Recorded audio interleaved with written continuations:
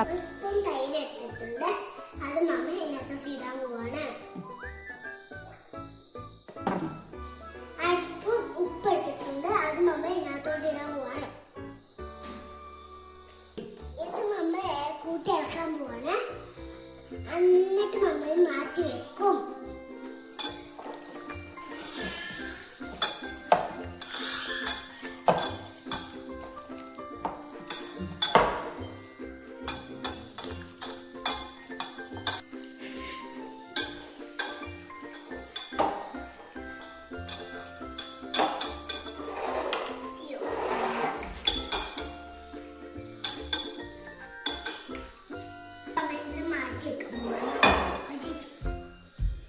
അടുപ്പത്തിച്ച് ചട്ടി വെച്ചിട്ടുണ്ട്, എന്നിട്ട് നുണി ഓയിൽ ഒഴിക്കാൻ പോവാണ്.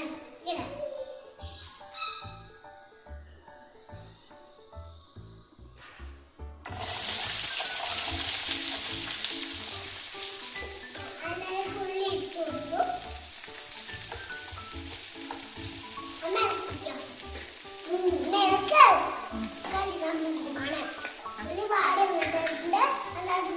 തക്കാളി ഇട്ട് കൊടുക്കാൻ പോകുന്നതാണ്. അതിന് നമ്മൾ ഇഞ്ചി വെളുത്തുള്ളി പേസ്റ്റ് ഇടാൻ പോവാണ്.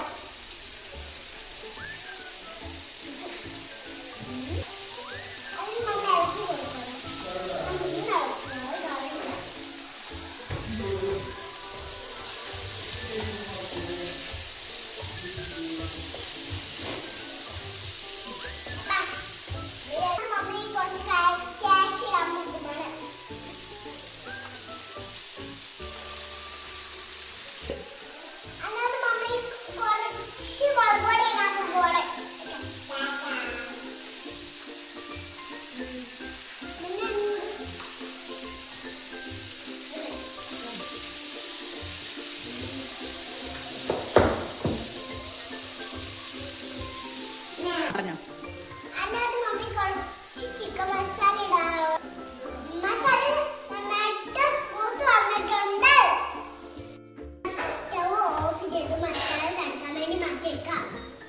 ചട്ടിയിൽ കുറച്ച് ഓയിൽ എടുത്തിട്ട് ചിക്കൻ വറുത്തെടുക്കാം.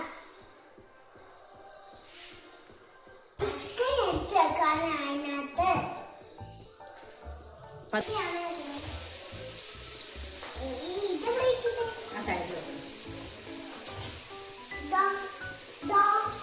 ഈ സൈഡ്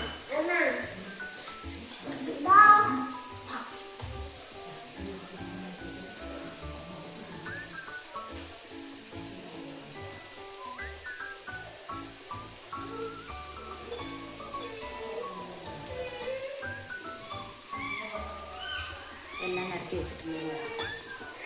ഇതെല്ലാം നിരത്തി വെച്ചിട്ടുണ്ട്.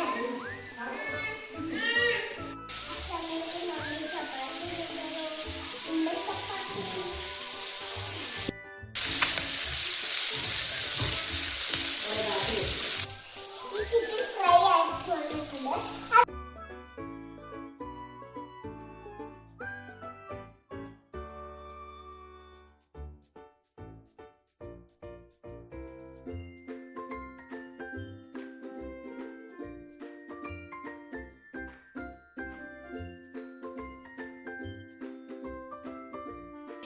കുറച്ച് നേരം പണിയെടുത്തപ്പോഴത്തേനും എൻ്റെ ആമിക്കുശിനും മടുത്തു കേട്ടോ. അതിനൊന്ന് വിശക്കാൻ തുടങ്ങി.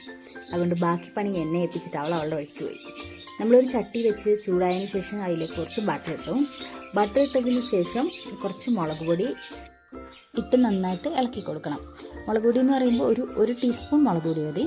നന്നായിട്ട് ഇളക്കി യോജിപ്പിച്ചതിന് ശേഷം ചെറുതായിട്ടൊന്ന് മൂത്ത് വരണം. മൂത്ത് വന്നിട്ട് നേരത്തെ നമ്മൾ അരച്ച് മാറ്റി വെച്ചിരിക്കുന്ന അരപ്പ് അതിലിട്ട് ഒഴിച്ച് നന്നായിട്ട് ഇളക്കി കൊടുക്കുക.